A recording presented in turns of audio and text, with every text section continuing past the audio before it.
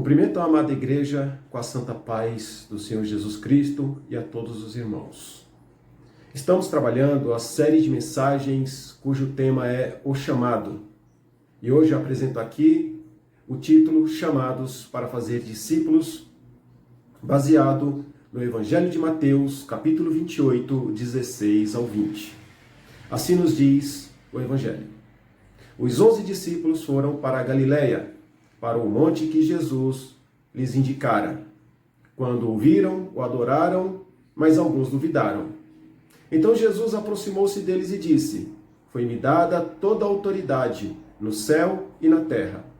Portanto, vão e façam discípulos de todas as nações, batizando-os em nome do Pai, do Filho e do Espírito Santo, ensinando-os a obedecer o que eu lhes ordenei. E eu estarei sempre com vocês até o fim dos tempos. O Evangelho de Mateus, ele nos apresenta quase em sua totalidade a autoridade de nosso Senhor Jesus Cristo. Autoridade essa que foi conferida por alguém superior. Autoridade conferida pelo Deus Todo-Poderoso. Conferiu ao nosso Senhor Jesus Cristo toda a autoridade que há nos céus e na terra. E assim Cristo também delegou autoridade a seus discípulos, os quais deveriam também, assim como ele, tomar a sua cruz e seguir após ele. Assim Jesus morreu por todas as nações da terra. E quem é discípulo compartilha da sua natureza, da sua obra e também do seu sofrimento. Desse modo, o discípulo estará habilitado a levar a sua palavra, as boas novas, a todas as nações e a todos os confins da terra. O cristianismo é uma fé missionária. Com isso, Jesus passa 3 anos e meio capacitando e discipulando pessoalmente aqueles que ficariam para poder dar continuidade à sua obra e ao seu ministério. Assim Jesus disse: Enquanto estiverem indo, vão e façam discípulos em todas as nações. Assim, no versículo 8 deste mesmo capítulo do Evangelho de Mateus, Jesus enfatiza que foi dada a ele toda a autoridade nos céus e na terra. Toda a autoridade foi conferida ao Senhor Jesus. Durante o ministério de Jesus, a sua autoridade também foi manifestada no seu modo de ensino. O modo pelo qual Jesus ensinava expressava autoridade.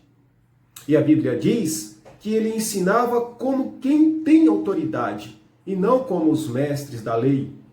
Jesus Cristo era diferente no seu método, no seu modo de ensino, porque a sua autoridade não vinha de homens, a não ser do Deus Todo-Poderoso. Jesus também se utilizou da sua autoridade no tratamento das doenças físicas e espirituais. E esse foi um momento muito importante no ministério do Senhor Jesus Cristo, porque ali havia oportunidade para poder ele anunciar que era chegado o reino de Deus. E assim Jesus ele impôs a sua autoridade ao assegurar perdão de pecados, ele impôs a sua autoridade ao acalmar o mar e as tempestades, ao curar toda sorte de enfermidades e males, ao expulsar demônios e obter vitória sobre a sua própria morte. Devemos ressaltar aqui também que o ministério do Senhor Jesus Cristo não foi baseado tão somente em curas e milagres, mas no perdão de pecados e na salvação da alma, através do anúncio e do conhecimento da palavra de Deus. Como nós sabemos, a palavra de Deus é aquilo que nos liberta, porque assim nos diz a palavra do Senhor: E conheceis a verdade, e a verdade vos libertará. No aspecto espiritual, Jesus chamava seus discípulos com autoridade divina. Da mesma maneira como Deus chamava os seus profetas no Antigo Testamento para cumprir determinadas missões aos quais a eles eram designadas, da mesma forma, da mesma maneira, o Senhor Jesus tem nos chamado para fazer e cumprir um papel discipulador na sociedade, de poder levar a palavra de Deus. Pois assim a Bíblia nos diz que nós somos ovelhas do seu pastor. E a ovelha conhece a voz do seu mestre e segue. Da mesma maneira, nós devemos obedecer ao chamado do Senhor Deus, ao chamado do Senhor Jesus Cristo e cumprir este papel discipulador na sociedade. A igreja também, ela tem uma grande importância na sociedade com o seu papel discipulador. Conforme nos diz Samuel Shoemaker, a principal tarefa da igreja não é realizar muitos trabalhos, nem alistar grande número de membros, nem levantar grandes fundos financeiros. O papel principal da igreja na sociedade de hoje é de poder moldar vidas segundo a imagem do nosso Senhor Jesus Cristo. No Antigo Testamento, nós vemos relatos de discipulados significativos, cujo relacionamento entre mestre e discípulo eram muito próximos. Assim nós podemos nos lembrar de alguns nomes como Moisés e Josué, o sacerdote Eli e Samuel, o próprio Samuel e Natã, assim também Elias e Eliseu. Na Bíblia nós percebemos que o sistema de discipulado de Jesus se baseava muito mais no relacionamento e na convivência pessoal do que na pura transmissão de conhecimento acadêmico e intelectual. Jesus ia muito mais além do que este conhecimento. Era a convivência pela qual ele tinha com seus próprios discípulos. Essa convivência que nós temos que ter dentro da nossa própria igreja. Uma convivência de discipulado, uma troca de conhecimentos. Quando nós olhamos para o texto em Marcos 3,14, vemos que Jesus designou 12 para estarem com ele e para os enviar a pregar a palavra de Deus. Isto é, estar com Jesus seria, sobretudo, a marca do treinamento e capacitação desses discípulos. Essa era a marca de nosso Senhor Jesus Cristo. Estar junto com seus discípulos, poder acompanhá-los, assisti-los e enviá-los no cumprimento das missões, capacitando eles cada dia, cada vez mais. Acima de tudo, o discipulado é encorajamento, é o falar ao coração, é o consolo daqueles que aguardam esperançosos a consumação dos dias, pois nos foi dado, a cada um de nós, nos foi dado o Consolador. O Espírito Santo é aquele que sonda os nossos corações. E em cada um de nós habita o Espírito Santo de Deus, porque o Espírito Santo de Deus nos traz capacitação, e é aquele que convence do pecado, da justiça e do juízo. É o que nos envia a cumprir a missão e a obra de nosso Senhor Jesus Cristo.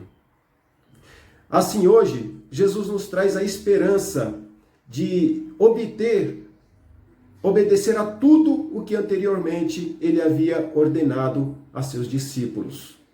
Jesus Cristo, ele nos prometeu que estaria sempre com seus discípulos. Assim, ele estará sempre conosco, com cada um de nós, até o cumprimento dos tempos. Jesus Cristo não nos abandonou, não nos deixou órfãos e não nos deixou sozinhos. Assim, ele nos enviou, aquele que nos capacita, que é o Espírito Santo de Deus, que reina em nossos corações.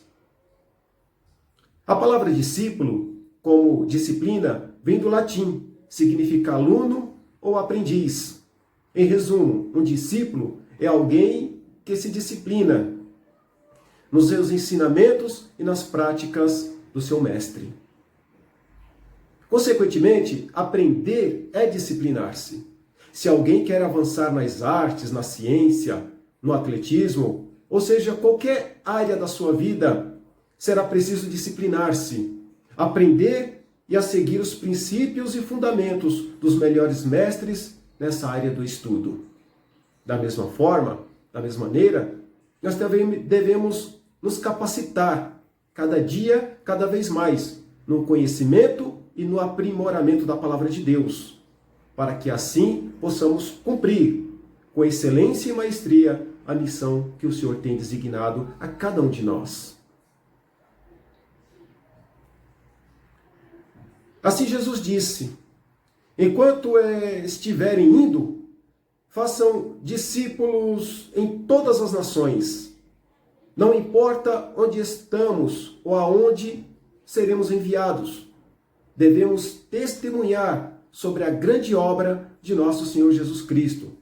Devemos buscar capacitação espiritual para poder ganhar cada vez mais almas para o seu reino, para o reino de Deus.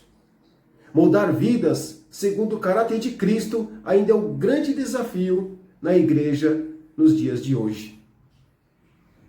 Nós carecemos de pessoas fiéis e convincentes que possam transmitir a outros esse caráter de Cristo. Não apenas pela verbalização, mas também com o exemplo da nossa própria vida. Assim como disse Paulo em 1 Coríntios, tornem-se meus imitadores, como eu sou imitador de Cristo. Os coríntios tinham ouvido falar de Jesus, mas não conheciam a Cristo. Então Paulo diz, se vocês não conhecem a Cristo, sejam os meus imitadores, que imitando a mim, estarão imitando a Cristo. Porque Paulo era um imitador de Cristo. Paulo se fazia como Cristo. Então as pessoas deveriam se capacitar, segundo a imagem dele, estariam se capacitando segundo a imagem do Senhor Jesus Cristo. Porque Paulo trazia em si mesmo as marcas do Senhor Jesus Cristo. A igreja necessita de um arrependimento verdadeiro e também de mudança de vida. Devemos tornar a vida mais simples e menos rebuscada.